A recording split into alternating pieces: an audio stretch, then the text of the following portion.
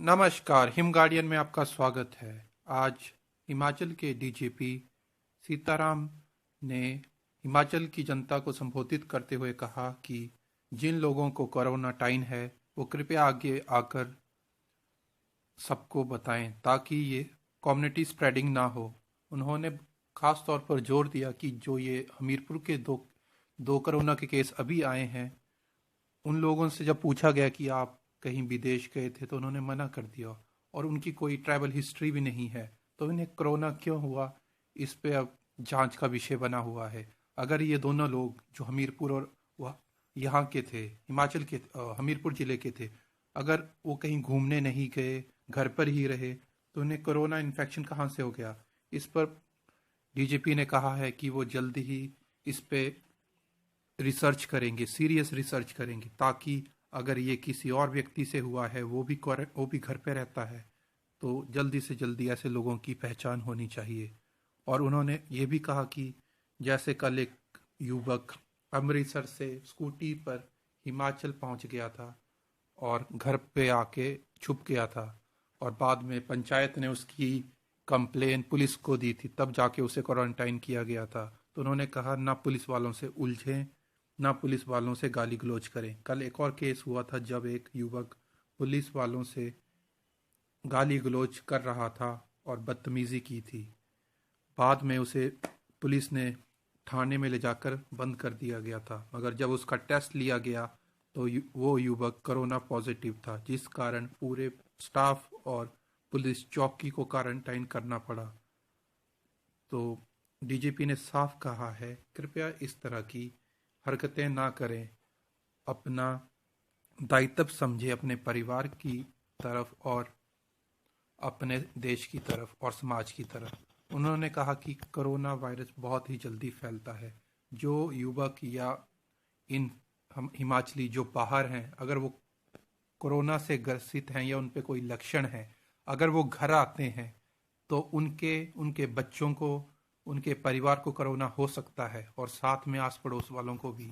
तो इसलिए जहाँ पर हैं वहीं पर ही रहें। उन्होंने कहा कि लोग ये समझ नहीं रहे, अगर वो दिल्ली में है तो दिल्ली में रहें, क्योंकि आपके यहाँ आने से कोरोना फैल सकता है। या अगर आपको ना हो और रास्ते में आप कई लोगों से मिलते हुए लिफ्ट लेते हुए पहुंचते हैं तो आपको भी हो सकता है। इसलिए समाज का नहीं तो अपने बच्चों और परिवार का ख्याल ख्याल और ख्याल रखें।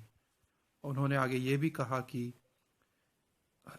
घर पे हिंसक घटनाएं इस बार ज़्यादा बढ़ी हैं कोरोना टाइम के पीरियड में।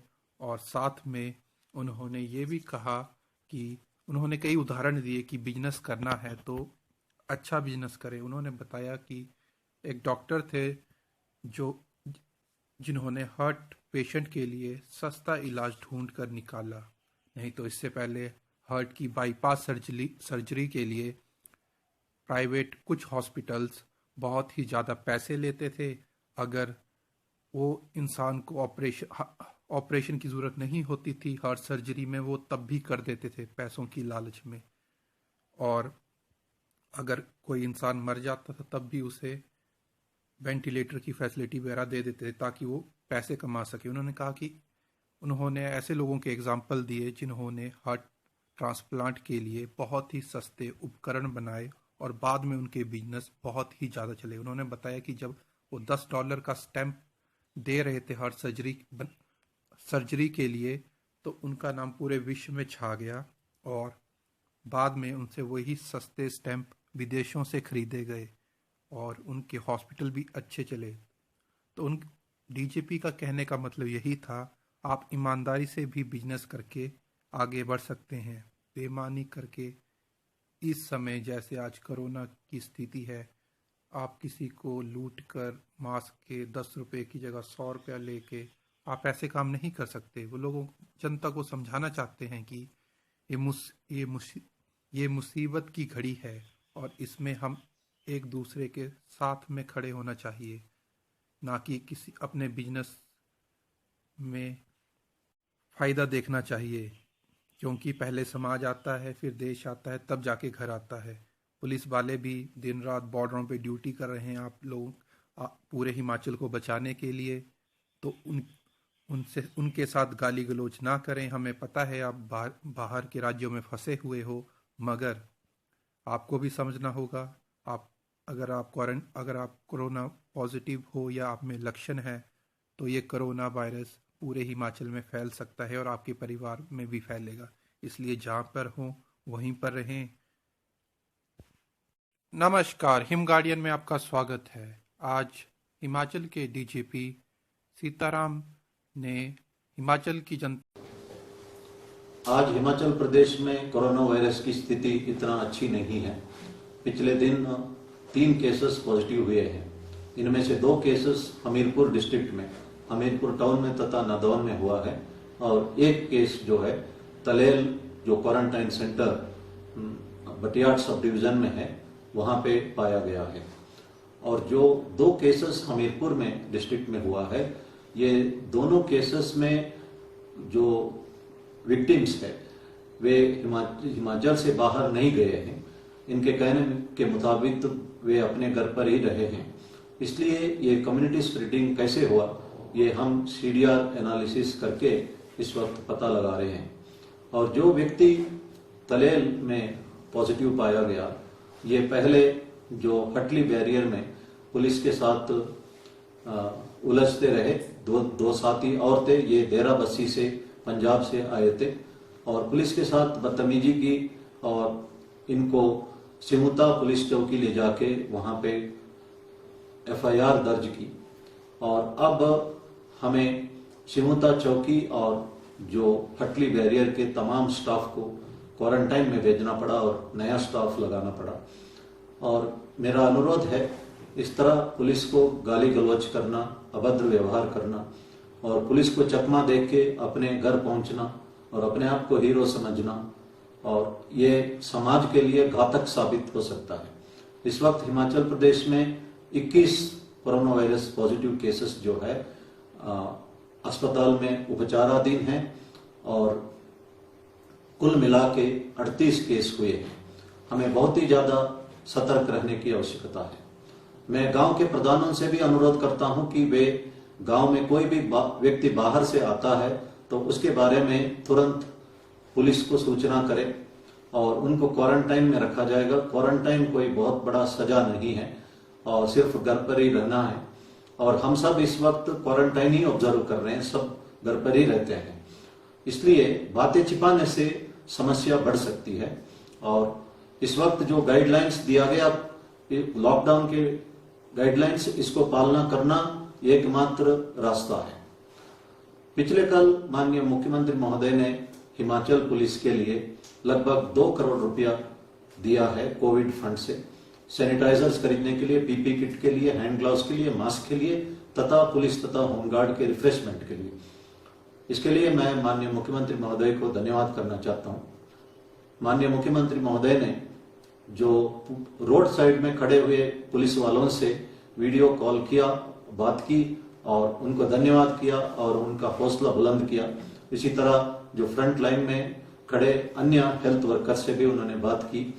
पुलिस विभाग का मनोबल बढ़ाने के लिए भी मैं माननीय मुख्यमंत्री महोदय को धन्यवाद करना चाहता हूं। और हमारे नॉलेज में एक बात आई है कि जो हिमाचल बाउंड दिल्ली और चंडीगढ़ से वापस लाने के लिए ट्रांसपोर्ट अरेंज करने के बारे में लिंक्स भेजा जा रहा है, ये सही नहीं है। ऑफिशियल इंफॉर्मेशन आपको ऑफिशियल चैनल में ही मिलेगा, इस तरह का लिंक से नहीं। इसी तरह केबीसी के बारे में भी जो आपका पर्सनल डिटेल्स मांगा जा रहा है, मैसेजेस भेजा जा रहा है, ये भी एक किस्म के फ्रॉड है। और गूगल ने कोई 18 मिलियन जो कोविड-19 के संबंधित फेक न्यूज जो है के बारे में जो मैसेजेस को इन्होंने डिलीट किया है। और डोमेस्टिक वायलेंस का जो केसेस है इस वक्त थोड़ा बढ़ रहा है। और मेरा अनुरोध है, आपके मन में टेंशन है नौकरी खो जाने का या सैलरी नहीं मिलने का, लेकिन वो गुस्सा जो है अपना घर वालों के ऊपर ना दिखाइए और संयम बरतने की आवश्यकता है। सैनिटाइजर्स को जब यूज करते वक्त आप आग से दूर रहिए, क्योंकि इसमें 60% से ज्यादा अल्कोहल है। अगर आप चूल्हा का नजदीक इसको इस्तेमाल करेंगे तो घर में आग लगने का संभावना है। हमारे नॉलेज में आया है कि कर्फ्यू पासेस को लोगों को ट्रांसपोर्ट करने के लिए इस्तेमाल किया जा रहा है। आइंदा हमें इस तरह की बातें अगर नोटिस में आया, हमने concern head of the department को डिपार्टमेंटल एक्शन के लिए चिट्ठी लिखेंगे और साथ में जो अथॉरिटी पासेस इश्यू करते हैं उनसे भी अनुरोध करेंगे कि इन लोगों का पासेस कैंसिल किया जाए। इसलिए मेरा अनुरोध है कि कर्फ्यू का पासेस जिस काम के लिए दिया गया है, जितने लोगों के लिए दिया गया है, उतना ही इस्तेमाल करिए। प्रधानमंत्री महोदय जी ने देश से अनुरोध किया है कि गरीबों को मदद करें और साथ में जो एम्प्लॉयर्स है वो अपने एम्प्लॉयज को नौकरी से ना निकालें।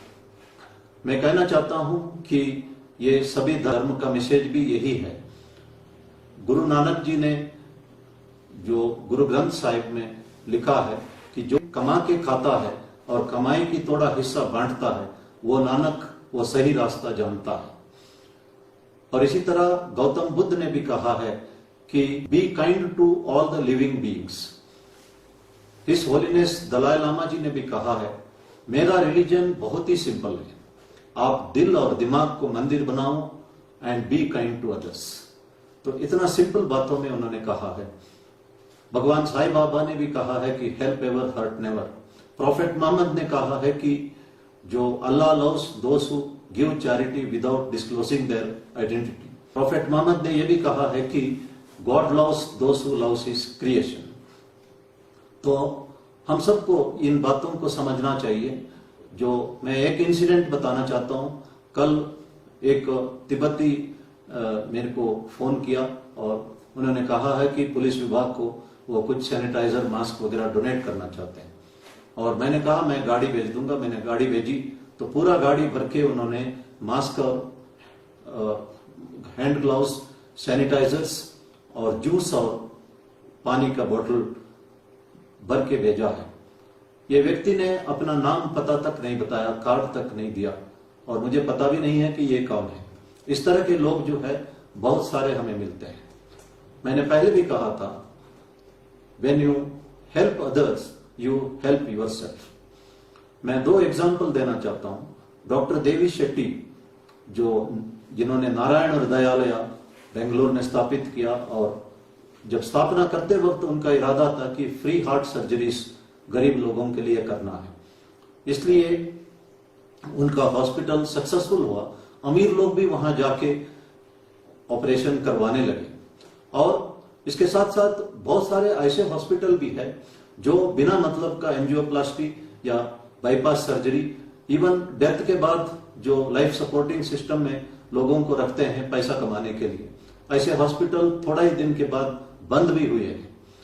डॉक्टर जी वेंकट स्वामी जो मदुराई में जो रिटायर्ड आर्मी के ऑप्थेल्मोलॉजिस्ट थे, आंख का डॉक्टर थे, जब वो घर आए उन्होंने देखा बहुत सारा जो कैटरैक्ट ब्लाइंडनेस है मदुराई में। अपना घर को उन्होंने हॉस्पिटल कन्वर्ट किया, 11 बेडेड हॉस्पिटल, और कैटरैक्ट निकालना शुरू कर दिया और खाना भी खिलाना शुरू कर दिया अपना कमाई से। और बाद में इंट्रावॉक्यूलर लेंसेस आए। एक IOL जो है उसका दाम $200 था और डॉक्टर वेंकट स्वामी के पास पैसा नहीं था, ना गरीबों के पास। उन्होंने हमदर्दी दिखाते हुए मदुराई में ही IOLs मैन्युफैक्चर करना शुरू कर दिया और वो $5 में प्रोड्यूस कर सके। दुनिया के बहुत सारे राष्ट्र जो है डॉक्टर वेंकट स्वामी से ये $5 का IOL खरीदना शुरू कर दिया और उनका घर कन्वर्ट हो गया, ये मैग्निफिसेंट अरविंद नेत्रालय बना और वे हजारों ऑपरेशंस करने लगे। और Indian institute of management Narayan Hrudayalaya तथा अरविंद नेत्रालय का एग्जाम्पल सक्सेसफुल बिजनेस मॉडल के तौर पर प्रस्तुत कर रहे हैं। लेकिन इन दोनों का जो इरादा नेक था और ये सिर्फ गरीबों का मदद करना चाहते थे और अपना बिजनेस में सक्सेसफुल बने। और इससे हमें सीखना चाहिए कि when you help others finally you help yourself. एक बॉलीवुड की अभिनेत्री कैंसर ट्रीटमेंट के लिए न्यूयॉर्क गई और वहां का अस्पताल का एक पैथोलॉजिस्ट डॉक्टर उसके पास आके बैठती थी और उसको मोटिवेट करती थी कि आप कैंसर को फाइट कर सकते हैं। और इन द एंड वो कैंसर मुक्त हो गई और वो पैथोलॉजिस्ट थोड़ा धीरे धीरे कम समय उसके साथ बिताने लगी। जब वो इंडिया वापस आने लगी तो उस पैथोलॉजिस्ट से पूछा है कि मैं आपको जानती तक नहीं, आपने इतना पेन मेरे लिए, आपके पास टाइम नहीं था, फिर भी आप मेरे साथ बैठ के मुझे मोटिवेट करते रहे, इसका क्या मकसद है? शायद मैं आपसे दोबारा ना मिलूं। उस पैथोलॉजिस्ट ने कहा कि मैंने आपके लिए ये मोटिवेशन इसीलिए दिया ताकि आप भारत जाके किसी और को इसी तरह मदद कर सकोगे। तो दुनिया एक दूसरे का मदद से ही चल रहा है और हमें समझना चाहिए कि ये एक सुनहरा मौका है दूसरों को मदद करने के लिए। एक बार स्वामी विवेकानंद जी रेलवे स्टेशन के पास बैठे थे, वो 2 दिन से उन्होंने खाना नहीं खाया था। उस वक्त एक अमीर आदमी दौड़ दौड़ के उनके पास आया और कहा है कि मैं भगवान रामचंद्र जी का भक्त हूं, आज मैं जब दोपहर का नैप ले रहा था इतने में रामचंद्र जी आए स्वप्न में और उन्होंने कहा मेरा भक्त जो है 2 दिन से खाना नहीं खा रहा है, फलाना जगह पे बैठा है, वहां जाके उसको खाना खिलाओ। और ये एक सच्ची घटना है और इसका मतलब जो है, जो भूखे रहते हैं, जो लोग भूखों को खिलाते हैं, भगवान सब देखता है। और हमारे जो फ्रीडम फाइटर्स ने और लॉर्ड महावीर ने कहा है कि लिव और लेट लिव, जियो और जीने दो, ये हमारा एक फंडामेंटल ड्यूटी भी है। मैं इतना ही अनुरोध करता हूं प्रधानमंत्री जी के अनुरोध पर तथा आज के हालात देखते हुए हम इस कॉन्सेप्ट को थोड़ा बढ़ाएं, live, let live and help live. धन्यवाद।